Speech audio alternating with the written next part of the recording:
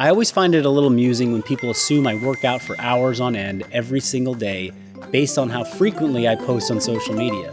But the truth is, I'm in the same boat as many of you. I sit a lot for work, and it's hard to go from hunched over at a desk to springy, spry, and athletic in a hot second. So today we're bringing you the physical therapy take on the top 5 things to do if you sit too much. Number 1, directly address the most common impairments. Our anatomy and biology was not evolved from sitting. So we are experiencing pain and injury at significantly high rates. Mobility impairments are becoming more and more consistent because of the frequency of sitting postures. These common impairments need extra love to give you the best chance of avoiding pain.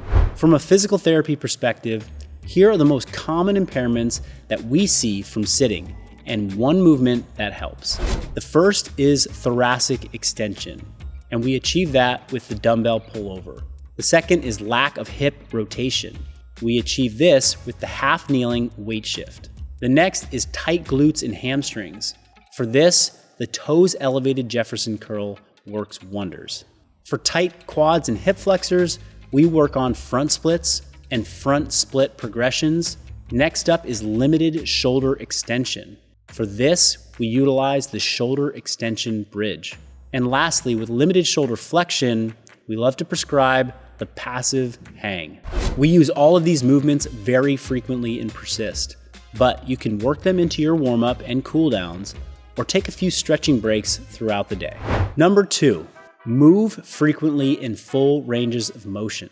Is it true that if you don't use it, you lose it? If you don't use it, you lose it. Joints remain healthy when they move frequently and through their full ranges of motion.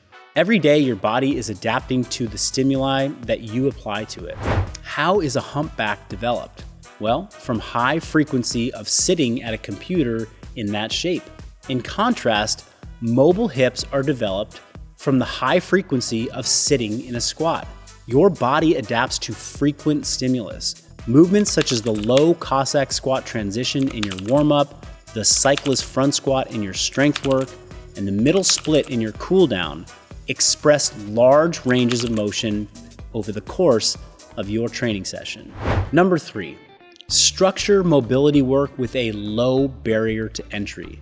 The best mobility program is the one that you will do. While it may be more beneficial for you and your overall joint health to address each joint and muscle individually, no one has time for that. So in order to make sure you're not tempted to skip your warm-ups and cool downs, strip them down to the essentials, minimize complexity, and make sure you can get them in under 10 minutes each. If you're not getting enough mobility in, ask yourself how you can reduce friction here. Can you add more into the training that you're already doing? Or structure another way to get into these positions more frequently in your day. Number 4, balance flexibility with stability and control. Within most physical therapy programs, there is some emphasis on core stability, and for good reason. Without first being able to stabilize around the midsection, it is hard to produce predictable and consistent movement at the distal joints such as the shoulder or hip. So even if you have all the flexibility in the world, if you cannot figure out how to stabilize and control that flexibility, you are just as likely to get injured as the stiff individual out there.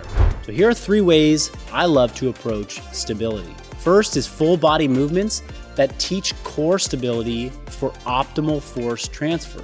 Also, programming core exercises frequently to become more in tune with how to stabilize.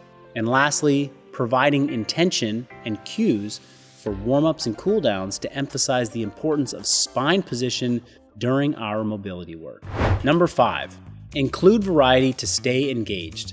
Jack of all trades, master of none, but oftentimes better than a master of one. This concept even applies to mobility. If you're always performing static stretching, you are likely only going to adapt your tissues and joints to be able to perform static stretching. While static stretching is a great tool, it becomes an even better tool when it's combined with other modes of improving mobility. By using lots of modes of mobility training, we will prepare the body for a variety of different movements. I hope this inspires you to find some more ways to get up from your desk, get moving, and develop better positions so you can move more freely and with less discomfort and pain.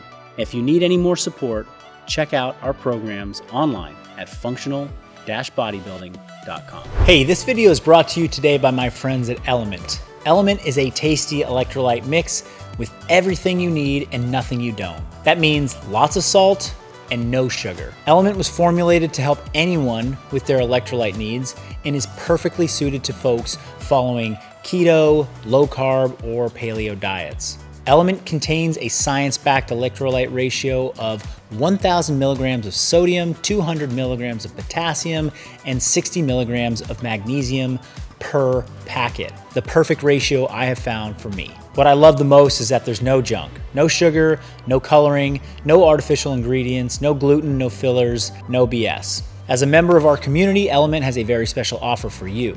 You can claim your free LMNT sample pack simply by going over to the website drinklmnt.com/MarcusPhilly to get yours. And if you're wondering what my favorite flavor is, raspberry salt mixed with some ice water is delicious.